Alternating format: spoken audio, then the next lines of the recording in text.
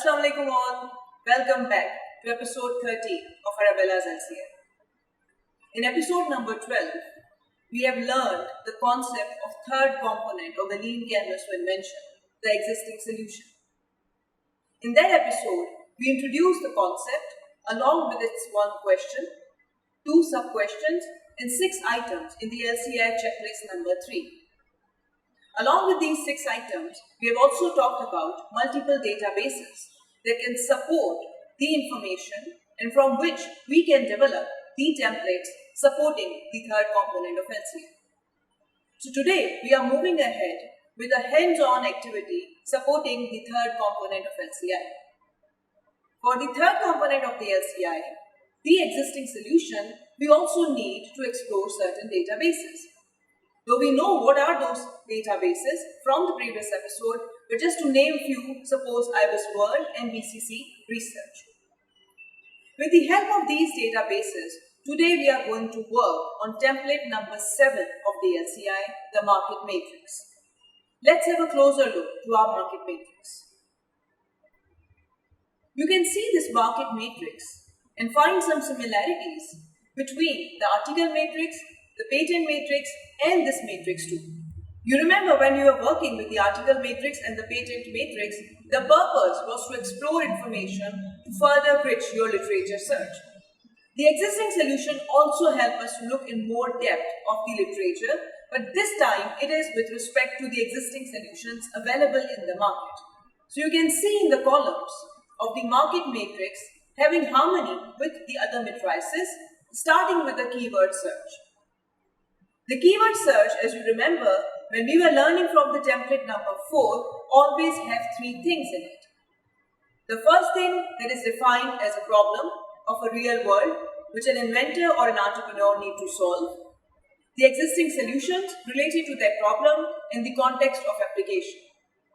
So in order to understand that how we can fill the market matrix, let us first understand what is the real world problem for which we are looking for the existing solutions. So the problem that we want to discuss today and for which we are intending to develop the market matrix is understanding how to scale up the talent pool which can serve in a digital market. So let us try to develop the market matrix in order to understand and look for solutions of a real world practical problem. So what practical problem we are working upon? Well, today let us discuss a practical problem regarding the existence or access to a talent pool for creative services. The problem that we understand or we realized after doing an extensive learnings and readings, it is found that on one hand, having access to this talent pool for creative services is a bit difficult because looking for them and having them on board for the company is a costly endeavor. But on the other side, it has also been observed that there is a huge available pool of these talent and they are also struggling in order to reach to their required industry or required market. So looking to the problem at both the sides, the problem that we want to explore today or for which we want to develop the market matrix is about the access and availability of talent pool for the creative services. The solution that we are talking about is what solutions exist today. We found there are companies who are offering marketplaces online, and these marketplaces online are in fact trying to connect the buyers and the sellers, or in other words, we can call them as freelancers who can work in the industry of creative services to offer their digital products and digital services into the market.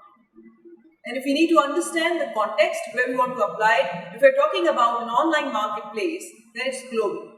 So the problem we are looking forward for is the accessibility of talent pool for creative services. Solutions could be considered as the online marketplace and the context for application is global. So let us learn how we can begin developing the market matrix for the problem we just discussed. Let us start with looking to the databases. Suppose BCC Research. And from that BCC Research, we have an access to certain literature that already exists supporting information and stories of those companies, offering solutions for the problem we just stated. We reached to a book with the name Startups in Action, which talks about stories of different companies, including Fiverr. In addition, we also had an access to the interview transcript of the CEO of Fiverr, Mr. Kaufman.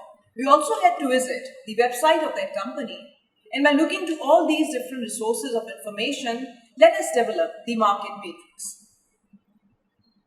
As you can see in the first column of market matrix, we are talking about the existing solutions.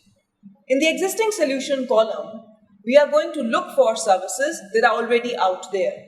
And those include online marketplace platform for sellers and buyers to trade digital creative services offered even more than 1 million freelancers. Though there are different companies who are offering those services, but let us first start with the story of Fiverr. So Fiverr is a company founded by Wininger and Kaufman, and it's already there in the New York Stock Exchange and operating with the buyers and sellers in more than 160 countries. What are they offering? In fact, they are offering the online platform in order to connect the buyers with the sellers so they can offer their creative services all around the globe. After filling these two columns, let us move on to column number 3. And column number 3 talks about the patents granted to the company or even certain licensed by other companies. So for third column, what we need to look for are certain patents or other intellectual property rights that have been gained by the Fiverr company. Suppose we found there is one patent talks about search enhanced semantic advertisement with the number of 10628,847. So this patent is granted for developing an algorithm that allows buyers and process to work in search engine process relating content to the semantic group. There is another US patent with the title of Category-Based Content Recommendation and number 10049,150. This patent talks about an algorithm related to a variety of categories of services based on content development. Looking to these patents, the responsibility of an academic inventor or an entrepreneur is now to suggest and look what is available into these patents and where are certain gaps exist on which an academic inventor or an entrepreneur can work upon.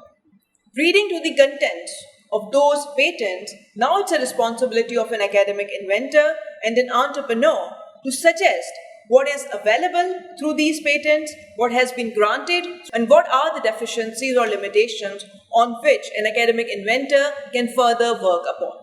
Moving on to column number 4 of the market matrix, let us see what are the features that Fiverr using these patents and other intellectual property rights are offering. We found through the websites even that there are multiple digital services catalog. They've been offering services on graphic design, writing video and animation, programming related tech work, business development, research, game development, and others. In addition, the technology offered by Fiverr also creates sophisticated match amongst the buyers and sellers coming from the global community. So after doing multiple observations, after reading from the literature, after looking to the interview and observing the website, it is found that Fiverr is working on a service as a product model and where it is trying to connect different communities, speaking different languages at the same time, trying to work together. So observing the problem of looking for a talent pool for creative services, it is very important that the Fiverr look for multiple languages if they further want to increase the number of talent pool availability. In order to increase the talent pool for creative services, an academic inventor or an entrepreneur may start thinking of a technology through which these same applications can be offered in multiple languages. And even when the transaction can even happen in different local currencies. Because it is more feasible that if you talk in your native language and the transaction has been done in your local currencies, the chances of even working together in this global company become convenient. This is how we can fill the market matrix of the third component of LCI. So far, we have only looked up to the existing solution offered by one company, Fiverr. There may be multiple companies offering similar kind of solutions in the market. We can also look to different companies, suppose freelancer.com, who have been offering similar kind of services, and we can also learn lessons from them that what they are doing, which Fiverr is not doing.